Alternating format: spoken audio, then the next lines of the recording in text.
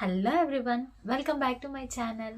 ఈరోజు వీడియో ఏంటంటే, నా ఫ్రెండ్ వచ్చేసి కొత్తగా యూట్యూబ్ ఛానల్ స్టార్ట్ చేసింది. సో తనకి వాయిస్ ఓవర్ ఎలా ఇవ్వాలి, నాయిస్ వస్తుంది, నాయిస్ని ఎలా కట్ చేయాలి, కంటిన్యూస్గా చెప్పాలంటే అవ్వట్లేదు అని చెప్పేసి తను నన్ను అడుగుతుంది.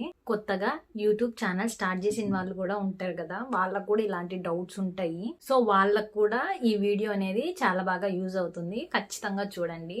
ఇంకా మీలో ఎవరైనా నా ఛానల్ సబ్స్క్రైబ్ చేసుకోకుంటే మాత్రం ఇప్పుడే సబ్స్క్రైబ్ చేసుకొని బెల్ ఐకాన్ అయితే క్లిక్ చేయండి. నచ్చితే మాత్రం మీకు యూజ్ అవుతుందంటే మాత్రం లైక్ చేసి షేర్ చేయడం అస్సలు మర్చిపోకండి. వాయిస్ ఎడిటింగ్ అనేది ఎలా చేయాలని చెప్పి ఇప్పుడు చూపిస్తాను. సో మీ మొబైల్ వచ్చేసి ఇలా టర్న్ చేయండి. ఫస్ట్ ఇన్షాట్ యాప్లోకి వెళ్ళగానే వీడియో అనేది క్లిక్ చేసేయండి.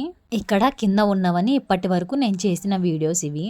ఇక్కడ ఉన్న ప్లస్ సింబల్ క్లిక్ చేసామంటే మన గ్యాలరీలో ఉన్న వీడియోస్ అన్ని ఓపెన్ అవుతాయి అనమాట. అందులో నేను ఒక వీడియో అయితే సెలెక్ట్ చేసుకున్నాను. ఫస్ట్ మనం క్యాన్వాస్ అనేది సెట్ చేసుకోవాలి. 9:16 అని ఉండేది షార్ట్ అనమాట, 16:9 ఉండేది long video. First voice record చేసే ముందు వాల్యూమ్ అనేది మొత్తం 0లో అయితే పెట్టేసుకోండి. ఇక్కడ ఆడియో అని ఉంది కదా, ఆడియో మీద క్లిక్ చేసుకుందాం. ఇక్కడ రికార్డ్ అని మైక్ సింబల్ ఉంటుంది, అది క్లిక్ చేయగానే మనకు 3, 2, 1 అని చెప్పి స్టార్ట్ అయితే అవుతుంది అనమాట. ఇప్పుడు నేను ఇక్కడ లైవ్ లో మీకు వాయిస్ అనేది రికార్డ్ చేసి చూపిస్తాను. హలో ఎవ్రీవన్, ఇప్పటి వరకు డ్రై ఫ్రూట్స్ లడ్డు ఇంట్లో ఎప్పుడు ప్రిపరేషన్ చేయలేదు. ఫస్ట్ టైం పిల్లల కోసం అయితే చేస్తున్నాను అనమాట. సో ఇలా అయితే రికార్డ్ చేశాం కదా.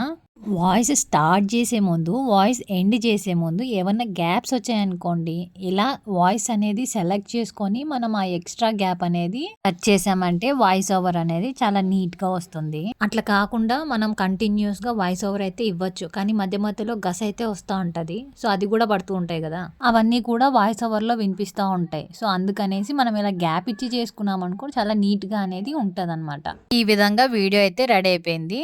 నా వీడియోస్ అన్నీ కూడా నేను ఇలానే చేసుకుంటూ ఉంటాను. వీడియోలో కింద ఇన్షాట్ అని వాటర్ మార్క్ కూడా ఉంటుంది. మనం దాని మీద క్లిక్ చేస్తే యాడ్ అనేది ప్లే అవుతుంది అనమాట. యాడ్ చూసిన తర్వాత మనకి ఫ్రీగా వాటర్ మార్క్ అనేది రిమూవ్ అయిపోతుంది. ఇంకా ఎక్స్పోర్ట్ కొట్టి వీడియో అయితే సేవ్ చేసుకోవడమే.